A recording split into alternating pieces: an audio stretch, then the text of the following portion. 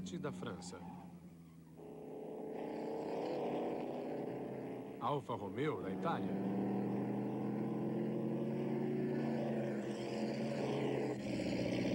E Bentley da Grã-Bretanha. Quando as corridas de automóveis se iniciaram, esses eram os nomes mais famosos. Foram eles que ditaram as regras nas corridas dos anos 20.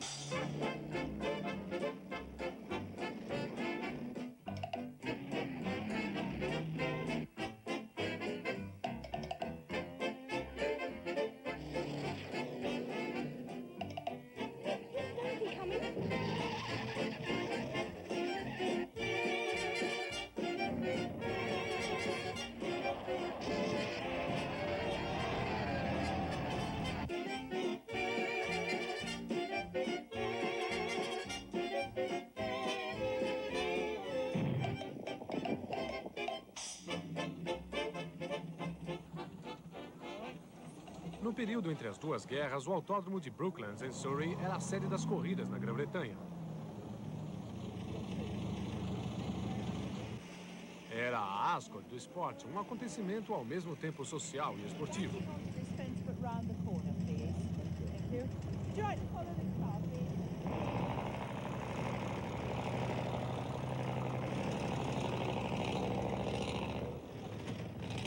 Hoje em dia, no velho box, os proprietários dos carros veteranos ainda se encontram para conversar sobre seus belos carros.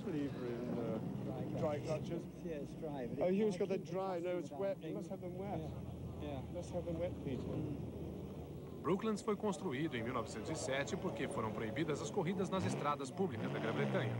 Foi o primeiro circuito de corridas especialmente construído no mundo, um local para os fabricantes britânicos de automóveis testarem seus carros e para os pilotos britânicos correrem. O circuito de concreto era rápido, competir nele exigia mais coragem que habilidade. Partes dele eram retas planas, mas sua grande atração era a perigosa pista inclinada. Eu me recordo que a primeira visão que tive de Brooklands foi aquela rampa inclinada. E a atmosfera do local, de certo modo, envolvia a gente. Era uma coisa muito especial. Havia o som, o espetáculo. Naquela época você podia ver o piloto em ação e não tinha que haver uma enorme batida se você não quisesse. E ninguém queria. E ali estava ele, lutando no alto da pista inclinada, porque Brooklands, na verdade, não era um brinquedo de criança, mas algo real. Se você pretende mesmo correr em Brooklands, tinha de conhecer tudo a seu respeito. Ela sempre foi uma pista difícil e muito acidentada.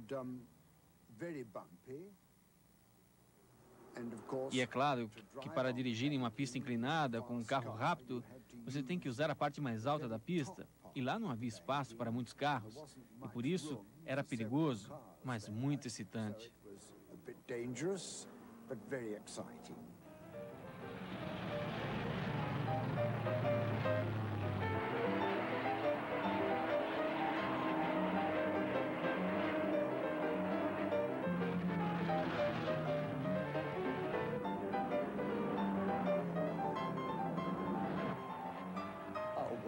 Bem, você tinha que ficar com os olhos grudados na pista, sabe? Estar seguro sobre a força G. Isso mantinha ali se estivesse indo bastante rápido. Se não estivesse indo bastante rápido, era estúpido em estar ali. Porque você está no caminho de todo mundo, e isso provocou muitas vezes momentos difíceis, quando os carros mais lentos iam para a parte mais elevada da pista, e as pessoas que realmente estavam indo rápido, que precisavam de todo o espaço possível, não conseguiam obtê-lo, porque algum lerdo estava no local mais alto do que devia. Bem, eu vim para Brooklands em 1933, quando Whitney Strayed e eu ainda estudávamos em Cambridge. E voamos de Cambridge para cá, não podíamos ter carros em nosso primeiro ano em Cambridge, mas podíamos ter aviões. Correr em Brooklands era caro. Um Bugatti ou um Bentley custava mais de 1.000 libras, 3 vezes o preço de uma casa. Os espectadores pagavam 1 libra para assistir à corrida, quando o salário médio era de 6 libras por semana. Lá dentro era incrível, era mágico, algo muito, muito peculiar e próprio de Brooklands. E, evidentemente, a frase famosa era o público certo ou o local vazio. Muitos dos nossos pilotos também importantes eram pilotos de aviões e tanto pilotavam aeronaves quanto dirigiam carros. E para isso era necessário muito dinheiro. Acho que aqui havia mais que uma alta sociedade, porque naquela época, é claro, era como uma corrida de cavalos. A aposta, a largada e a chegada eram muito parecidas com os padrões das corridas de cavalo.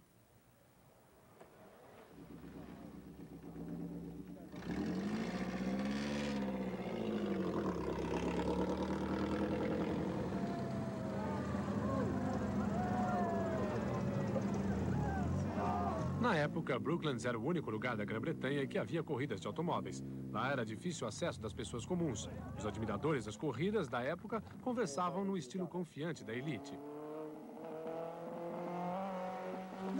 A vida era uma aventura, éramos jovens e animados e tudo era muito divertido. Eu vim aqui pela primeira vez porque todos os meus amigos eram rapazes da Bentley, que eram os jovens mais elegantes e arrojados da época. E todos eles corriam aqui, sabe? Havia sempre gente fazendo estardalhaço, tentando voar de avião, etc.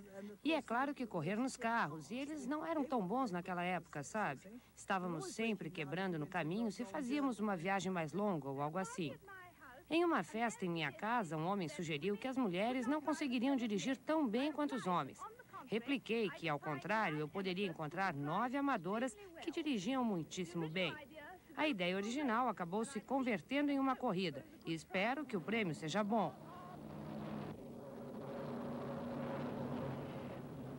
Lady Clifford e eu estávamos muito contentes por termos vencido em nossa pequena MG. Foi muito divertido e acho que provamos que as mulheres podem dirigir tão bem quanto os homens. Mas Brooklands também teve seu lado ruim. O último evento da temporada de 32 foram as 500 milhas de British Racing Drivers Club. Entre os carros mais velozes estavam um dos favoritos dos Bentley Boys. Eles o chamavam de o velho número 1.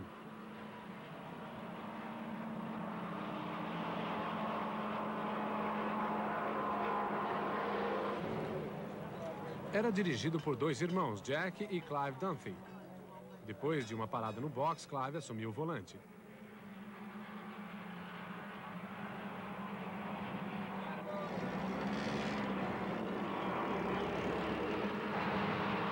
Logo, ele estava correndo a 120 milhas por hora na pista inclinada, indo bem para o alto para ultrapassar os carros mais lentos. Então...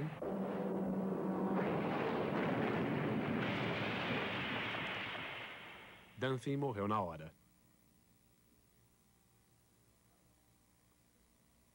Brooklands era único, mas essa singularidade manteve a Grã-Bretanha afastada do polo principal das corridas de automóveis e impediu o desenvolvimento dos carros de corrida. Seus portões foram fechados para a guerra em 1939 e jamais tornaram a abrir.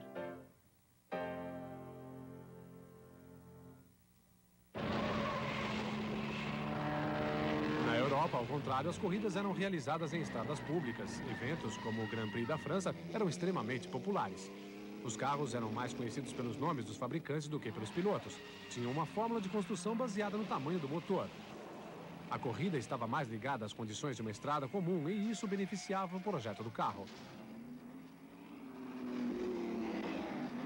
O Grand Prix da França de 1922 foi uma batalha de 6 horas entre a Bugatti da França e a Fiat italiana. Ambas as equipes tinham carros novos. A Fiat venceu e dominou o Grand Prix nos 2 anos seguintes.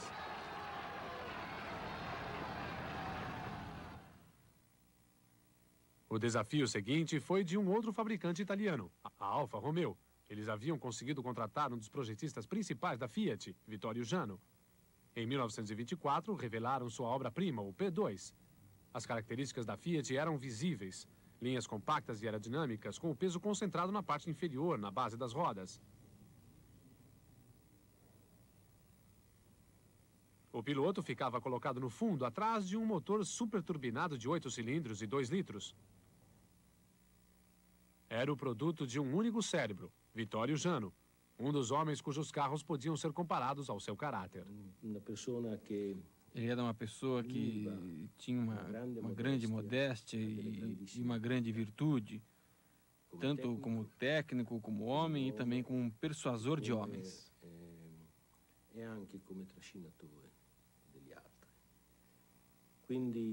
Por isso, para mim, Jano podia ser visto nos projetos que ele criava. Era realmente uma pessoa de grande valor e o seu P2 é a evidência material disso.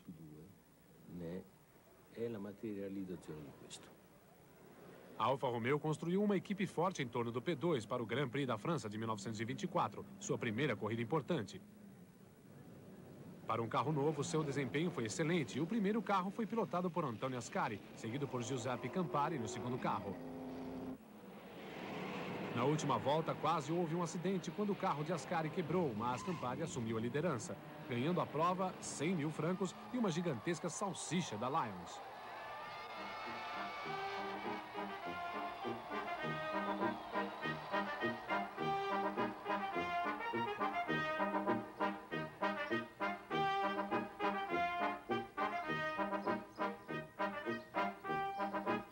O P2 manteve a equipe da Alfa Romeo na liderança por 2 temporadas.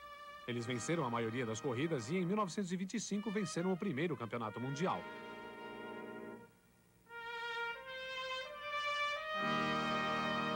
Em 1925 foi um ano difícil para o automobilismo. Com medo de que os carros estivessem se tornando velozes demais, a Federação Automobilística reduziu a dimensão do motor de 2 para 1,5 litros. O P2 estava fora de linha. Diante dos gastos de construção de um carro completamente novo, a Alfa Romeo saiu do páreo. A Fiat já havia saído. Acabava assim a hegemonia italiana.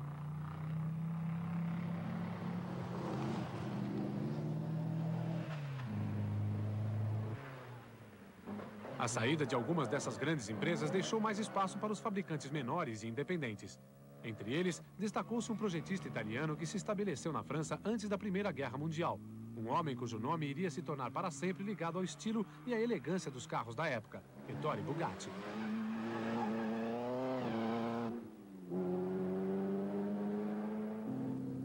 Foi um de seus carros, o modelo 35, que na época ajudou a mudar o esporte.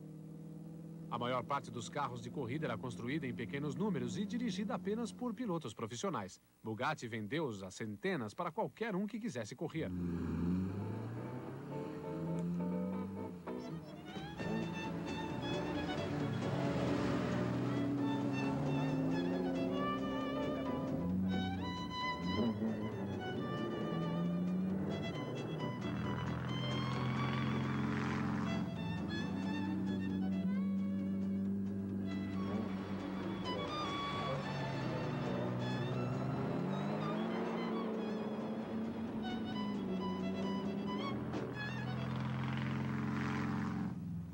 Com mais carros e mais pilotos, o automobilismo expandiu-se. Bugatti dirigia uma equipe de trabalho contratando os melhores pilotos para vencer as corridas e fazer a publicidade de seus carros, mas a maioria deles era pilotada por particulares. O modelo 35 foi apenas o primeiro de toda uma linha de Bugattis de corrida.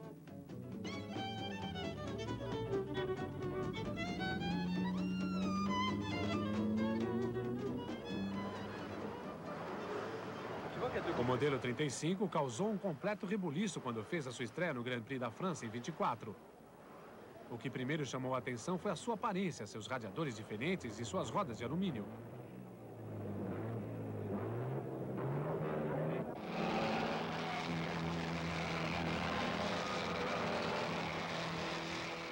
Os pilotos adoravam a maneira de lidar com eles, mas seu desempenho não correspondia à sua imagem.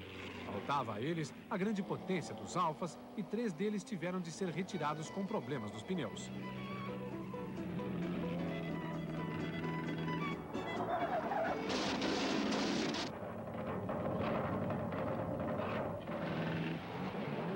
Uma carreira ilustre partiu de um mau começo, mas em poucos anos as Bugattis dominaram as corridas europeias. O carro certo num período de mudanças. Aumentou o número dos chamados Grand Prix e as cidades da França e da Itália, ansiosas para obter lucros com sua popularidade, organizaram suas próprias corridas locais, que realizavam sem qualquer restrição. Bugatti adequava seus carros para corresponder às necessidades dos pilotos que queriam correr nelas.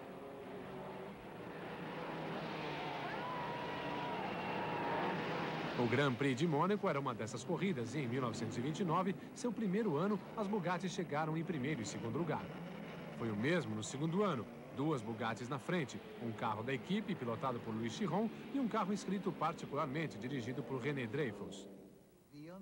A única coisa ruim foi que eu quase esfolei minhas mãos. Fiquei com um monte de bolhas e foi muito doloroso. Durante a corrida eu não senti nada, pois só tinha uma coisa na mente: vencer. Comecei lutando com o Chiron, competindo com ele parando no box, e eu o ultrapassando, e ele depois tendo algum problema com seu carro. E finalmente, depois de uma luta enorme, eu venci a corrida. Dreyfus foi pilotar para Ettore Bugatti e veio a conhecê-lo muito bem. Trabalhar para a Bugatti era algo excepcional. Eu competia para outros fabricantes, mas Bugatti era o chefe, é verdade, le patron. Quando vencíamos, ele nos oferecia um grande jantar em sua casa, maravilhosamente servido. Nós éramos seus empregados, esta é a verdade, mas vivíamos mais com ele do que com qualquer outro chefe. Como todo mundo sabe, o Sr. Bugatti era um engenheiro. Mas não era apenas um engenheiro, ele era um gênio. O Sr. Bugatti possuía um estilo único. Ele vinha de uma família de artistas. Sabe que seu pai era escultor e seu irmão também era um ótimo artista? O Sr. Bugatti projetou sua própria fábrica. A fábrica Bugatti era um pequeno feudo. Era como sua cidade natal. Monshine era uma cidade de talvez 4, 5 mil pessoas. Não havia família na cidade que não estivesse envolvida com a Bugatti. Ele ensinou a maioria deles. Vinham para a fábrica muito jovens e ali ficavam um longo tempo. A primeira vez que fui até lá, fiquei impressionado com a beleza dos detalhes, das construções, as portas, as janelas, os portões, as grades. Obviamente, havia muitos artesãos naquela região antes da chegada de Bugatti. E o pequeno reino de Bugatti, onde ele vivia e mantinha seus hobbies, de criar cavalos e fazer conhaque, e criar cães e fazer carruagens e suplementos automobilísticos, o que demonstra o fôlego do homem, a abrangência de seus interesses e entusiasmo.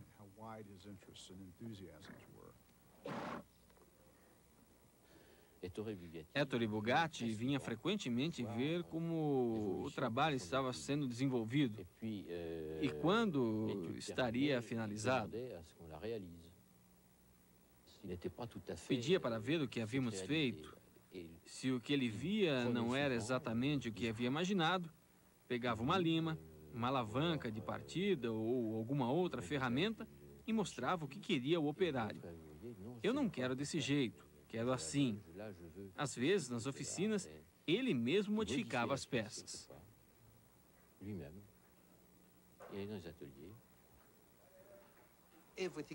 Tudo era bonito. Ele sempre trabalhava com luvas e jamais chegava a uma das oficinas que tínhamos na fábrica sem suas luvas brancas. E pegava as peças com suas luvas. Havia uma espécie de toque de artista em seus carros. Eles não eram apenas uma bela máquina, eram quase como joias, como um belo relógio.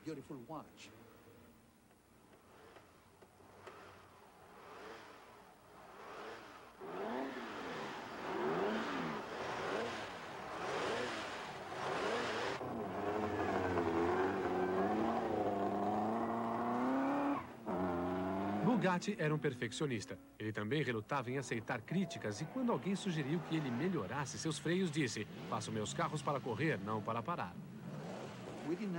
Os freios não eram muito bons, não precisávamos dele, porque o carro andava tão bem que não precisávamos tanto dos freios quanto os outros precisavam. Mas esta era a única falha que você encontraria em seus carros. Eles eram um sonho, a precisão de direção era algo inacreditável, era fantástica. Ele era um artista, era um sonhador. Nunca conseguiu ganhar muito dinheiro. Aliás, ganhava tão pouco que, muitas vezes, quando estávamos prontos para pegar o nosso prêmio em dinheiro, ele estava tão duro que podia perguntar se aceitaríamos levar, por exemplo, um chassis ou um carro em vez do pagamento do prêmio. E nós aceitávamos.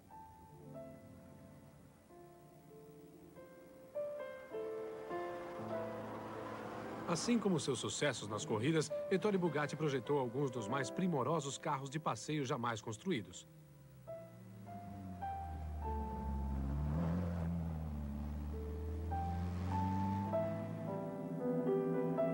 Mas na pista de corridas, os anos de glória de Bugatti estavam ameaçados. Houve um renascimento da Alfa Romeo. Vittorio Jano lançou seu modelo B, carro para um só passageiro de construção leve e potente.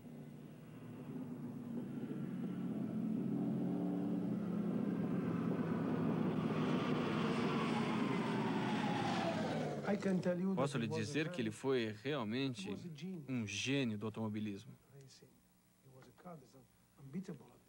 Era um carro imbatível naquela época, era muito moderno, especialmente do ponto de vista da suspensão e também do ponto de vista do motor.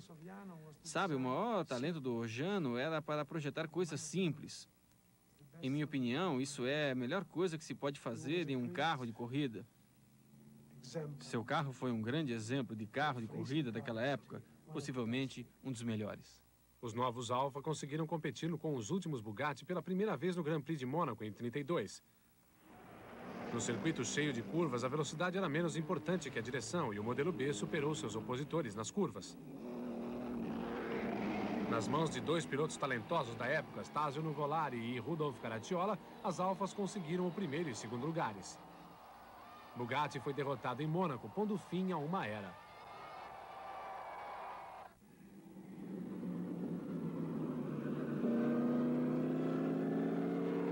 O modelo B da Alfa Romeo mostrou o caminho a seguir.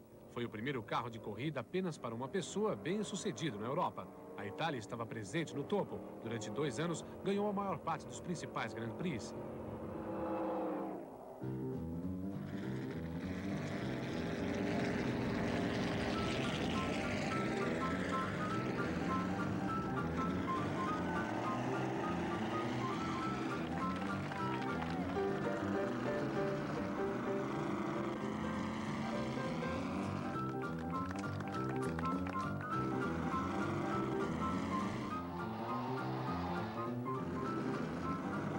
Os fabricantes franceses e italianos foram os responsáveis pela maioria dos carros de Grand Prix.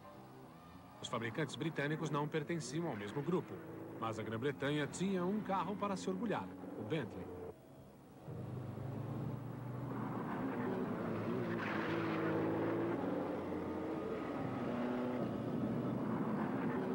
Os Bentleys de corrida eram construídos à mão em uma pequena fábrica em Cricklewood. Assim como os Bugattis e os Alfa Romeos, eles incorporavam as ideias de um homem, Walter Oley Bentley, conhecido como W.O. W.O. era um verdadeiro cavalheiro.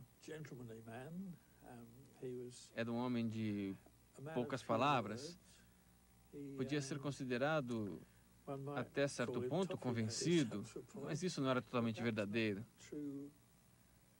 Ele era um cara legal, falava com a gente de igual para igual e era sempre receptivo às novas ideias. Ele havia trabalhado nas estradas de ferro e por isso gostava da ideia de ter um motor grande e forte em seus carros. E por isso desenvolveu um motor de 4 cilindros com força e tamanho descomunais. Este é um motor de 4,5 litros e somente 4 cilindros. Por isso é muito forte e não roda muito depressa. É um carro para toda a vida, se é possível classificar um carro desse modo, pois é um motor forte e robusto, que roda.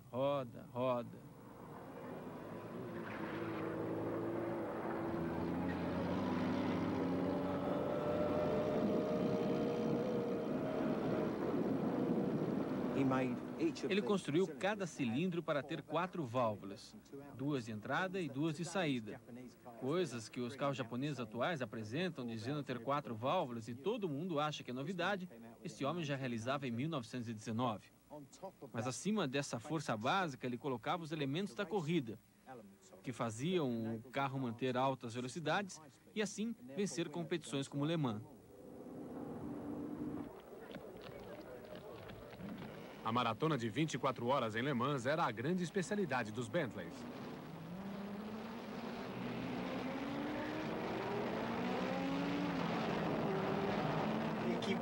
A equipe Bentley era composta de ingleses ricos que davam ao Sr. Bentley um monte de dinheiro para que ele construísse carros personalizados. Eles venceram Le Mans 5 vezes seguidas.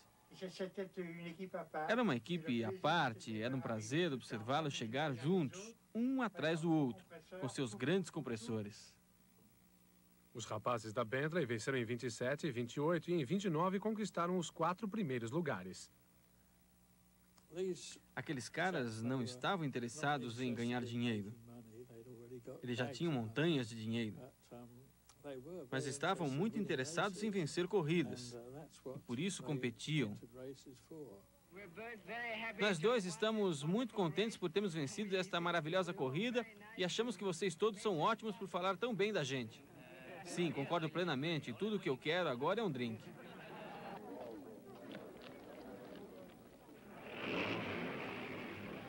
Mas a época de animação e sucesso dos rapazes da Bentley foi rapidamente se encerrando. Os carros de corrida eram caros e a companhia estava em sérios problemas financeiros.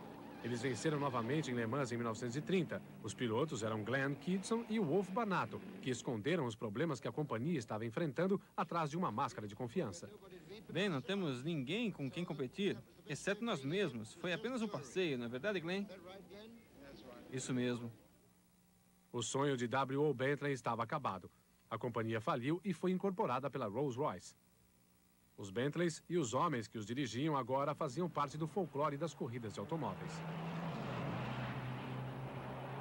A companhia que construiu esses carros maravilhosos faliu por falta de fundos. Hoje em dia, ironicamente, os homens pagam milhões para simplesmente se sentar diante dos controles de uma lenda. Para mim, foi muito significativo para as mãos desse carro. Ele venceu 500 milhas em Brooklands, fazendo uma média de 118 milhas por hora, que na sua época foi a média mais alta já alcançada em uma corrida de 500 milhas. Ainda quero dar uma volta com ele e tentar fazer com que ele atinja uma velocidade maior do que qualquer Bentley já atingiu na época de Brooklands, e acho que isso ainda é possível. Temos que aceitar Bugattis em museus, porque é lá que elas vão parar. Mas só há uma maneira de se manter realmente uma Bugatti viva. É que elas continuem sendo utilizadas e seus proprietários estejam preparados para retirar as peças gastas e substituí-las. Muitas pessoas vão sentir um enorme prazer em fazer elas próprias os reparos nos carros. Trabalhar neles pessoalmente, isso já constitui metade do prazer. Bem, não há nada mais triste do que ver um carro em um museu, pois isso significa que há anos ele não é dirigido por ninguém. No caso dos carros de corrida, acho que dentro de certos limites, deve-se exigir deles o máximo. Devem poder funcionar no limite para o qual foram projetados. Devem ser capazes de fazer tudo o que se pode esperar deles.